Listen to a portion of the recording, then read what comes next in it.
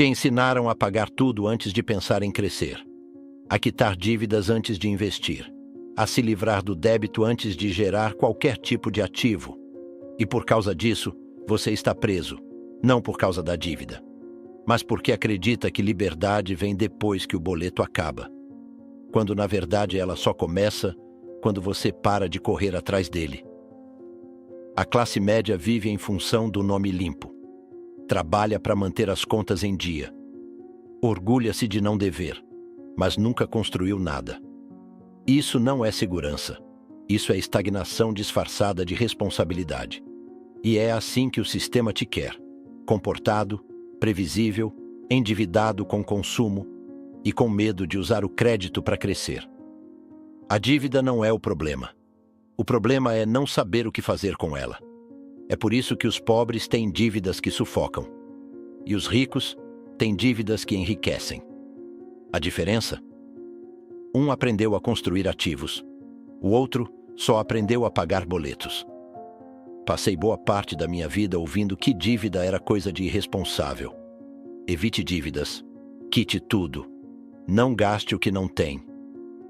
Essa mentalidade foi martelada na minha cabeça por anos, até que percebi que não era sobre segurança. Era sobre controle. Porque um povo endividado e mal instruído é mais fácil de manipular. E aí entendi. O problema nunca foi a dívida. Foi o que ninguém me ensinou sobre ela. A maioria das pessoas tem pavor de dívida porque não sabe como ela funciona. Crescemos com medo de dever. Fomos treinados para pagar contas, não para questionar o sistema que nos cobra. Só que dívida em si não tem moral. Não é boa ou má. Ela é uma ferramenta. Quem define o efeito é quem a usa. E aí mora a diferença entre quem se afoga e quem constrói.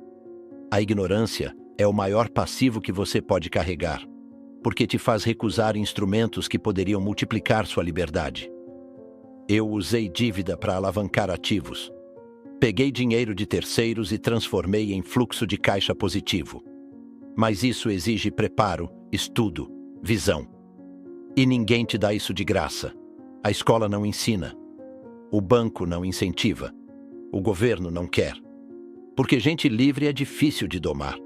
Quando você entende a linguagem do dinheiro, a dívida vira aliada. Você começa a usar o crédito para escalar, o sistema para crescer, os juros para ganhar. Mas enquanto isso não acontece, a dívida continua parecendo vilã. Não por ser perigosa, mas porque você foi treinado para fugir dela, não para dominá-la. A dívida só é um problema quando você não sabe o que está fazendo. E esse não saber custa caro. Mais caro do que qualquer boleto. A primeira coisa que você precisa entender é que os ricos pensam diferente porque aprenderam a ver o dinheiro como uma alavanca, não como uma âncora. Enquanto os pobres fogem da dívida como se fosse um monstro, os ricos a estudam, a dominam e a transformam em recurso. Não é coragem cega. É estratégia baseada em conhecimento que nunca foi ensinado na escola. A mentalidade pobre olha para a dívida e vê medo, vê vergonha, vê prisão. Por isso corre, se aperta, se humilha para pagar o mais rápido possível. Já a mentalidade rica olha para a dívida e faz uma pergunta diferente. Como posso fazer essa dívida se pagar sozinha? Essa pergunta muda tudo, porque tira o foco do problema e coloca na solução com retorno financeiro. Eu vi gente se endividar para comprar carro, celular, férias. Isso é dívida ruim. É passivo disfarçado de conquista. Agora, vi também quem pegou dinheiro emprestado para colocar num imóvel que gera aluguel, num negócio que gera receita, numa franquia que se paga. Isso é dívida boa. É alavancagem. E essa diferença simples separa quem se afunda de quem sobe. O que te ensinaram foi a se comportar como consumidor, a trabalhar, ganhar e gastar. E no meio do caminho, carregar uma culpa enorme se tiver dívidas. Mas ninguém te ensinou a pensar como investidor. Ninguém te mostrou que dívida é uma peça do jogo. E que, se bem usada, é a peça que te tira do tabuleiro do trabalho até morrer. Os pobres correm da dívida porque ninguém mostrou para eles como controlá-la. Os ricos não correm. Eles a conduzem. E quem conduz, lidera. Quem foge, obedece. Esse é o ponto que separa quem entende de dinheiro de quem só sobrevive com ele. Saber diferenciar dívida ruim de dívida boa. Parece simples, mas a maioria vive uma vida inteira sem perceber que está presa a dívidas que só drenam, enquanto ignora as que constroem. Não é sobre dever ou não dever. É sobre o que essa dívida faz por você. Dívida ruim é aquela que tira dinheiro do seu bolso todo mês. Financiamento de carro que desvaloriza. Parcelamento de produto que não gera retorno. Cartão usado para ostentar. Ela te dá uma falsa sensação de poder, mas na prática te prende. Ela não trabalha por você. Você trabalha por ela. E é isso que o sistema quer, que você fique rodando a engrenagem sem nunca sair do lugar. Dívida boa, por outro lado, é aquela que coloca dinheiro no seu bolso. É o empréstimo que você usou para comprar um imóvel alugado. É o capital que entrou na sua empresa e aumentou o faturamento. É o financiamento que virou fluxo de caixa positivo. Ou seja, é dívida com retorno. Ela se paga. Ela se multiplica. E o melhor, ela libera seu tempo. O problema é que ninguém te ensina a reconhecer essa diferença. A escola coloca tudo no mesmo saco. O banco não tem interesse em te explicar. E os seus pais só te ensinaram o que sabiam. Evitar tudo a qualquer custo. Mas evitar sem entender é medo disfarçado de prudência. E medo não constrói riqueza. Educação, sim. A dívida boa exige inteligência financeira. A ruim exige apenas pressa. E quanto mais pressa você tem para parecer bem, mais você se endivida da forma errada. Quem entende essa diferença começa a construir algo sólido. Quem não entende, segue apagando incêndios com balde furado. Desde o primeiro dia na escola, você foi treinado para ser obediente.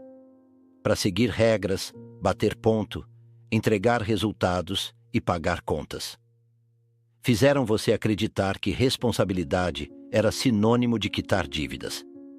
Mas ninguém te ensinou a comprar ativos. Ninguém falou sobre liberdade financeira, sobre renda passiva, sobre fazer o dinheiro trabalhar para você. Isso não é coincidência, é projeto. O sistema precisa de pessoas que paguem boletos, não de gente que questione o jogo. Então te enchem de medo. Tenha cuidado com dívidas. Priorize sua casa própria. Não arrisque. E enquanto você repete esses mantras, continua girando na roda. Ganha, gasta, deve, quita e começa tudo de novo. Sem nunca construir nada que realmente te liberte. Comprar ativo é um ato de rebeldia silenciosa. Porque ativo não exige sua presença. Ele gera valor mesmo quando você não está trabalhando. Um imóvel alugado. Uma ação que distribui dividendos. Um negócio que roda sem você. Esses são os verdadeiros alicerces da riqueza. Mas o sistema não te mostra isso. Porque se você entender como funciona, você sai do controle deles. A dívida nesse cenário é só mais uma peça. Ela pode ser o veneno ou o antídoto. Depende do que você faz com ela. Se você pega dívida para comprar ativos, está usando o próprio sistema para se libertar dele. Se pega para pagar estilo de vida, está se afundando em areia movediça. O problema nunca foi dever. Foi dever sem retorno. O mundo precisa de quem pague contas. Mas o futuro pertence a quem compra ativos. A maioria das pessoas se acha endividada. Mas, na verdade, estão mal orientadas. Estão afogadas em parcelas, boletos, taxas e juros. Não porque são irresponsáveis, mas porque nunca aprenderam outra forma de lidar com o dinheiro. E quando você não tem instrução financeira, cada decisão vira um tiro no escuro. Você paga, mas não progride. Trabalha, mas não acumula. Se esforça, mas não sai do lugar. Não é uma questão de falta de esforço, é falta de educação. O mundo está cheio de gente esforçada presa no mesmo ciclo. Salário entra, dívida leva. E a culpa cai sobre a própria pessoa. Ela se sente incapaz, culpada, menor. Mas o que ninguém conta é que o problema começou muito antes. Começou no modelo mental que te ensinaram. Ou melhor, que esqueceram de te ensinar. Você foi treinado para consumir, não para investir. Te ensinaram a trabalhar por dinheiro, mas não a fazer o dinheiro trabalhar por você. E quando a dívida aparece, você reage com desespero, vergonha, culpa. Só que dívida não é sentença, é sintoma. Sintoma de um sistema que educa mal e cobra caro por isso. O problema nunca foi seu salário. Foi sua falta de instrução sobre o que fazer com ele. Quando você muda a mentalidade, muda o caminho. A dívida continua lá, mas agora ela tem um plano. Ela deixa de ser um buraco e vira uma ponte. E essa mudança não exige milagres. Exige conhecimento aplicado. Não é sobre enriquecer do dia para a noite. É sobre parar de andar em círculos. É sobre transformar cada centavo em alavanca e não em prisão. Você não precisa de mais dinheiro. Precisa de mais inteligência financeira. Porque dívida sem instrução vira escravidão. Mas com estratégia, vira capital. A escola te ensinou a responder certo, seguir regras e evitar erro. E sem perceber, você saiu de lá achando que arriscar é coisa de gente imprudente. Que segurança é o maior valor. Que estabilidade é o prêmio final. Só que no mundo real, quem evita todo risco, também evita toda chance de riqueza. E foi aí que entendi. O problema não é o risco. É não saber lidar com ele. Fui educado para tirar nota boa, não para criar patrimônio. Aprendi a ser funcionário, não investidor. Aprendi a temer dívidas, não a analisá-las. E por isso, como a maioria, comecei a vida correndo do risco. O problema é que ao fugir do risco, você corre direto para o conforto. E o conforto é uma armadilha cara. Ele te mantém preso no mesmo lugar por anos, sem crescimento real. Quem constrói riqueza domina o risco, não foge dele. Aprende a calcular, a testar, a errar e corrigir. Aprende que risco não é o vilão.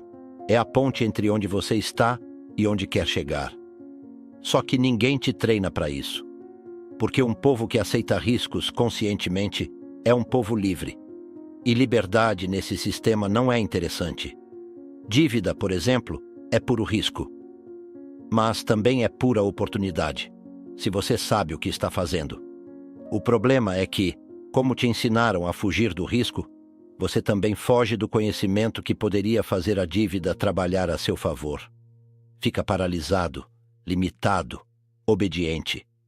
E isso custa décadas de vida. A escola te ensinou a jogar seguro, mas quem joga seguro demais nunca vence o jogo. Vence quem sabe quando, como e por que assumir riscos. Porque risco controlado é o que separa quem sobrevive de quem prospera. Quando eu descobri o conceito de fluxo de caixa, tudo virou uma questão de visão. Não importava mais quanto eu ganhava ou quanto eu devia. O que importava era: o dinheiro que entra todo mês é maior do que o que sai? Essa pergunta simples mudou meu jogo financeiro. Porque enquanto todo mundo olha para o saldo da conta, quem constrói riqueza olha para o movimento do dinheiro. A maioria trabalha para pagar contas. O dinheiro entra, gira e some. Isso porque o foco está na renda ativa, no esforço, no suor. Mas ninguém mostra que a chave está no fluxo, em construir fontes de entrada que não dependam mais da sua energia física ou do seu tempo. E é aí que entra a inteligência financeira. Em entender que a liberdade não vem do quanto você ganha, mas do quanto você faz o dinheiro trabalhar por você. Quando você entende fluxo de caixa, começa a ver a dívida de outro jeito. Você para de pensar em quanto isso custa e passa a pensar em quanto isso me gera todo mês. A dívida que gera fluxo positivo deixa de ser um peso e vira um motor. E o ativo que não gera entrada, por mais bonito que pareça, vira um passivo disfarçado. Simples assim. Esse conceito não é glamuroso, não vira manchete, mas ele é a base de toda a riqueza duradoura. Porque uma vez que seu fluxo de caixa positivo cobre seus custos fixos, você está livre. Você pode escolher trabalhar ou não, crescer ou manter, escalar ou descansar. Essa é a verdadeira liberdade financeira. Viver sem depender da próxima fatura paga. O jogo só começa de verdade quando você para de contar dinheiro e começa a entender como ele flui. A maior armadilha que nos ensinaram a aceitar como normal é essa: trabalhar por dinheiro, trocar horas por salário, vender tempo como se fosse renovável. E quando você percebe, já passaram 20, 30, 40 anos nessa corrida sem linha de chegada. O cansaço vem, a frustração cresce e a falsa segurança começa a desmoronar. Porque trabalhar por dinheiro é sobreviver, não é prosperar. Eu aprendi isso cedo, e foi doloroso no início. Parecia irresponsável dizer que não queria trabalhar por dinheiro. Mas era verdade. Eu queria construir algo que pagasse a mim. Queria que o dinheiro trabalhasse por mim. Queria renda que não dependesse da minha presença. Foi aí que percebi que o primeiro passo era parar. Parar de correr atrás e começar a plantar ativos. A maioria nunca sai da corrida porque tem medo de parecer preguiçosa. Mas construir ativos dá mais trabalho do que bater ponto. É mais arriscado, exige mais visão, mais estudo. Só que com o tempo, esses ativos começam a devolver. Imóveis alugados, royalties, ações, participações. Cada um deles é um funcionário silencioso que trabalha para você enquanto você dorme.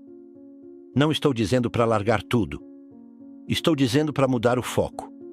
Em vez de pensar em como ganhar mais por hora, pense em como ganhar sem precisar estar presente. Isso é o que separa o empregado do investidor, o sobrevivente do criador. E uma vez que você entende isso, não tem mais volta. Você nunca mais vai aceitar viver preso ao relógio. Parar de trabalhar por dinheiro é o início, porque é só quando você sai da engrenagem que começa a enxergar o tabuleiro inteiro. Quando eu digo ignore as dívidas, não estou dizendo para fugir dos boletos ou deixar de pagar o que deve. Estou dizendo, pare de colocar toda a sua energia em resolver o passado e comece a concentrar sua atenção em construir o futuro. Dívida é o que já aconteceu. Ativo é o que ainda pode acontecer. E a maioria segue presa porque foca no que já passou. Pagar dívida não constrói liberdade. Construir ativo, sim. Você pode passar a vida inteira quitando tudo, sendo responsável, mantendo o nome limpo e ainda assim morrer pobre. Porque o que muda sua vida financeira não é ter zero dívidas. É ter ativos que geram entrada. O resto é narrativa do sistema para manter você domesticado. Quando você muda o foco, muda o destino. Começa a pensar em criar fontes de renda, em multiplicar, em comprar tempo. E isso muda a forma como você enxerga a dívida. Ela deixa de ser inimiga. Passa a ser neutra, às vezes até útil. Porque enquanto os outros estão estressados com boletos, você está concentrado em construir alicerces. Ignorar a dívida, nesse sentido, é não deixar que ela dite suas decisões. É parar de viver sob o peso do medo. É começar a agir como dono, não como refém. Porque o dinheiro obedece a quem sabe para onde está indo. E a dívida? Ela só assusta quem ainda não descobriu o caminho dos ativos. O problema nunca foi dever. O problema foi esquecer de construir enquanto pagava. Existe um padrão silencioso que domina a vida de muita gente: o culto ao boleto. A cada mês, o foco está em pagar tudo, manter o nome limpo, sobreviver até o próximo vencimento. É como se a vida fosse um ciclo infinito de contas. E pior, como se cumprir isso fosse o ápice da responsabilidade. Mas essa mentalidade, por mais louvada que seja, é a raiz da escassez. O sistema adora quem venera o boleto. Porque essas pessoas são previsíveis. Elas ganham, pagam e voltam para a estaca zero. Não questionam, não investem, não criam. Estão sempre ocupadas demais, apagando incêndios financeiros. E é aí que mora o perigo. Você pode ser exemplar aos olhos do banco. E ainda assim estar quebrado por dentro. Sem ativos, sem liberdade, sem direção. A mentalidade de escassez faz você se orgulhar de pagar tudo em dia, mas não te ensina a construir nada duradouro. Ela te faz sentir culpa por investir em si mesmo, por guardar dinheiro, por dizer não a certos gastos, porque ela foi moldada para manter você girando, nunca parando para pensar, nunca ousando acumular. Mudar isso não é simples. Você vai ter que desaprender o que chamavam de educação financeira, mas que na prática era só condicionamento. Vai ter que olhar para o boleto e perguntar: isso aqui me aproxima de liberdade ou me afunda mais um mês? E, acima de tudo, vai precisar parar de se orgulhar da escassez disfarçada de responsabilidade. Boletos sempre existirão. Mas quem tem mentalidade de riqueza não vive em função deles. Vive em função do que constrói enquanto eles estão sendo pagos. A ideia de sucesso que te venderam é simples. Ganhe bem. Pague tudo. Não fique devendo nada. Parece bonito. Parece sensato. Mas é limitante. Porque pagar tudo não é o fim do jogo. É só o começo. O verdadeiro objetivo não é ser o bom pagador. É ser o criador de algo que paga por você. Isso é liberdade. Isso é riqueza. Você pode passar a vida inteira quitando boletos, financiamentos, dívidas, mantendo um padrão estável. E mesmo assim nunca sair do ciclo da dependência. Porque enquanto o dinheiro precisa vir de você, do seu esforço direto, da sua troca de tempo por renda, você está preso, ainda que ganhe bem, ainda que esteja no azul. O que muda tudo é construir ativos, criar fontes de renda que existem sem sua presença, um imóvel que gera aluguel, um negócio que roda sem você, investimentos que crescem enquanto você dorme. Quando essas coisas começam a pagar suas contas, seu tempo volta a te pertencer. E é aí que a vida começa a mudar de verdade. A maioria se contenta com dar conta do mês. Mas dar conta não é liberdade. É sobrevivência com estabilidade. Não estou dizendo que você deva ignorar suas obrigações. Estou dizendo que elas não podem ser o seu teto. Enquanto o seu foco estiver só em pagar tudo, você nunca vai construir algo que te pague de volta. Riqueza é quando o dinheiro trabalha mais do que você. E isso só acontece quando você decide construir, não apenas cumprir. A primeira vez que fiz uma dívida grande, me chamaram de louco. Disseram que eu ia quebrar, que era arriscado demais, que eu estava brincando com fogo. O que eles não sabiam é que aquela dívida tinha um plano. Era calculada. Estava vinculada a um ativo. E não demorou muito para ela começar a se pagar. E quando percebi, ela não só se pagava, ela colocava dinheiro no meu bolso. Foi a dívida que me fez rico. O que te mantém pobre não é dever. É dever errado. É dever para manter um padrão, para impressionar, para tapar buraco. É a dívida que financia consumo, que gera passivo, que suga seu fluxo. Essa dívida vira prisão. E ela só existe porque te ensinaram a buscar conforto, e não liberdade. Te ensinaram a parecer bem, não a construir de verdade. A dívida que te afunda é emocional. É movida por pressa, vaidade, comparação. Você entra nela sem saber por quê, só para não ficar para trás. Já a dívida que te leva para frente é racional. Tem retorno, tem lógica, tem estratégia. É dívida com nome, sobrenome e propósito. E quando usada com inteligência, vira escada. O problema é que o mundo te dá crédito para consumir, não para investir. Te oferece limite alto, mas não te mostra o caminho do ativo. E sem educação, você usa a ferramenta errada para o objetivo errado. E se frustra. E aí culpa a dívida quando o real vilão foi o desconhecimento. Foi ter jogado o jogo sem conhecer as regras. Dívida pode ser destruição ou construção. Pode ser corrente ou catapulta. O que define isso não é o banco, é você. E o quanto está disposto a parar de apagar fogo, para começar a acender luz. A dívida certa não te prende. Ela te impulsiona. Pagar tudo não é riqueza. Construir algo que te paga. Isso sim é liberdade. Quem aprende isso para de correr atrás de dinheiro e começa a fazer o dinheiro correr atrás dele. A dívida não é o fim. É só o começo, quando você sabe para onde está indo.